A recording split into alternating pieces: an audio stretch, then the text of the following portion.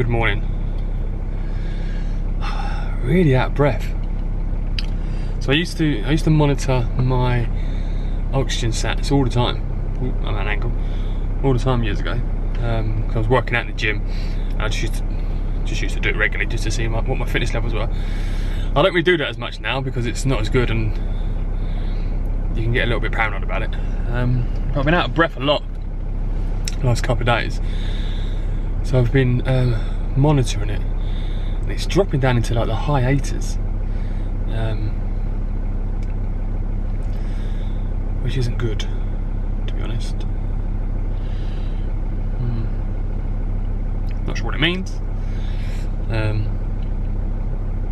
But then I have like a random reading, and it'd be like 99, which is perfect. So it's all very peculiar and confusing. But the 99 reading isn't when I'm walking, it's when I'm stationary. If I walk 2 meters, 3 meters, I feel really out of breath and it drops drastically. Anyway, I'm up and I'm going to go and get something for breakfast because I forgot to buy some lunch yesterday. All I tend to do is go shopping, complain about being ill and eat. I'm also dropping a prescription of the doctor's, which is something I do quite regularly as well, to be honest. What's annoying me about this out of breath is I was just got it set in my head about getting fit. I'm not going to let this stop me, to be honest. In fact, this is even more of a reason to do it.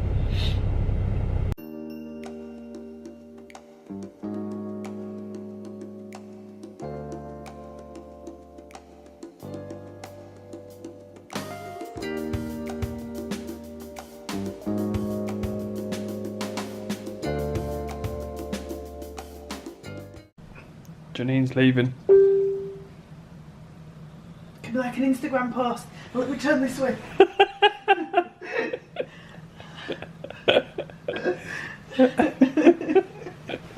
Are you recording or taking a photo? I'm recording you. Oh, I'm gonna go now. Okay. Drive safe, it's snowing. I'm actually genuinely scared about driving up and pissed off. Right, and a serious question, what time was you meant to leave? There was no time that I was meant to What leave, time did you and say you I was- leave on my own time. What time did you say you were going to leave? I said I'd leave at 1. What time is it now? 5:30. It's pitch black. And it's a 5-hour drive. Fuck's sake. Well. What have we learned today? That's what you always say to me. I'm watching Obama's speech. Ooh.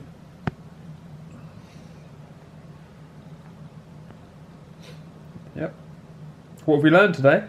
Yeah. What have you learned today? Yeah, that's what you always say to me when I've done something. When you're like, well, what have you learned today? What have you learned? To try and... I don't know. Well, that's a problem then, isn't it? So Janine just called me and said she's coming back because the weather's so bad. Is it really bad? Let's have a look. You don't need to look. I'll probably get you wet. It's quite sleety. I hope it's not that bad. Janine's back and it's cold. I didn't get very far. Show them the snow.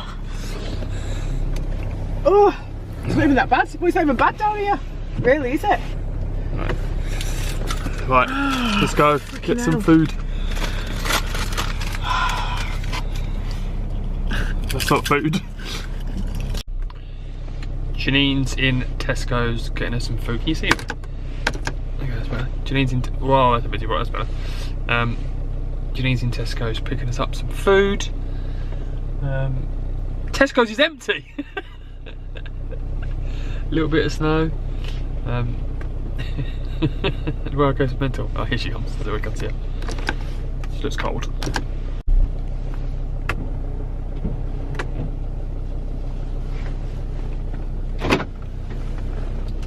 I do wonder about you sometimes. What? Why would you park all the way over here when you can park out front? Got asked to move. Oh. Can't park there. By who?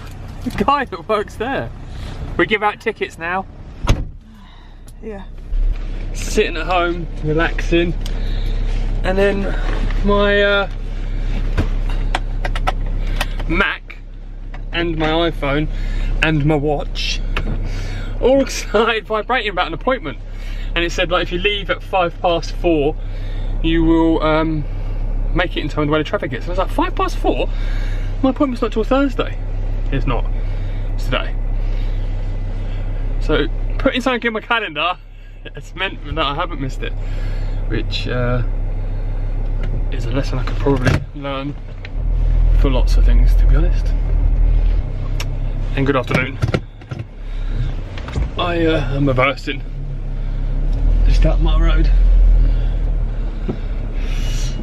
I didn't vlog over the weekend, as you would all know, and now I'm off to the hospital for lung checkup.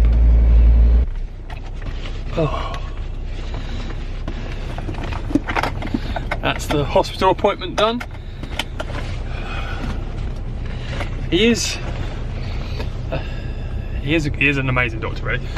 Well, his interpersonal skills, and I guess what used to be called bedside manner, is amazing. He's really approachable and friendly, and can always be someone that you can ask for help, which is a good thing.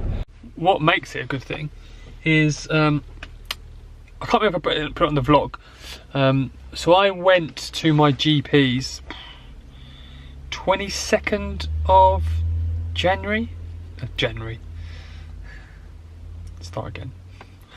I went to my GP's on in and around the 22nd of December, and said that I'm running out of syringes for one of my medications. The only where I get them from is Manchester. I'm not going to drive to Manchester over Christmas and get there and back. I tried buying them online. They were too expensive. Literally, it was like £400 and £75 delivery. Which just goes to show how much companies rip the out of the medical industry. Anyway, so they're like, yeah, we'll help you, blah, blah. Bear in mind, I have to inject this medication. It's not like a choice. It's not like I don't want to stick a needle in me. I have to do it, and if I don't, within anywhere between 5 to 7 days, I deteriorate rapidly to the point where I'm just in bed, feeling like death. I obviously haven't heard back from my GP.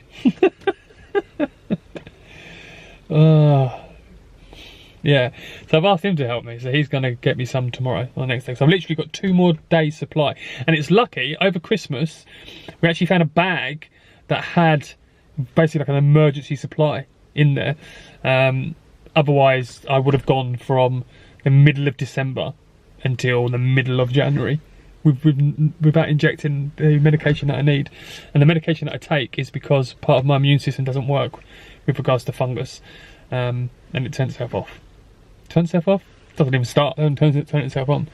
So yeah, now I'm outside my office waiting for Janine, and we have a meeting.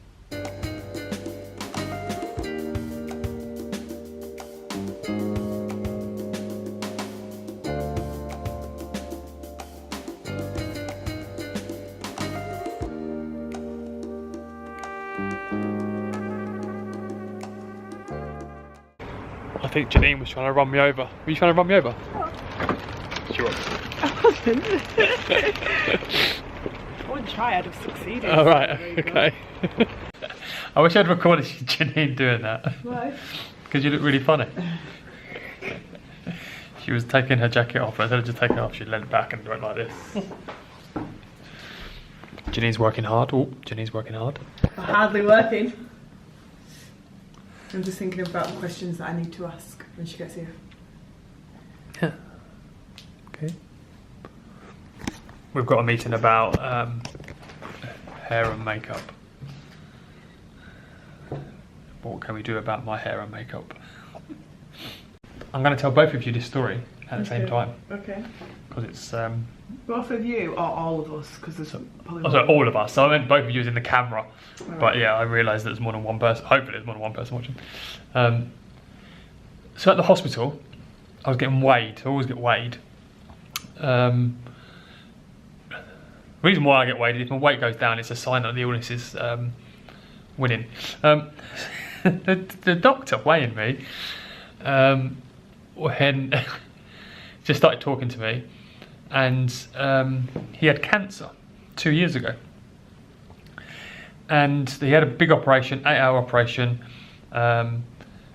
He's healthier now, he's back to work, but he's still at stage 4. So stage 4 means your cancer's basically, there is no cure. Obviously a lot of people say that's terminal, and it is, but it just means it's some cancers that could be you've got 6 months left to live, and other cancers it could be 20 years. It just means that it cannot be cured. And he's 57, and he went to me, he said to me, I've got a 50-50 chance of making 65. I've got stage 4 cancer, but you have to laugh at it, and you have to be sort of positive. And I looked at him, and I honestly wanted to say, I'm 37, I honestly wanted to say, if I make 65, it'd be a miracle.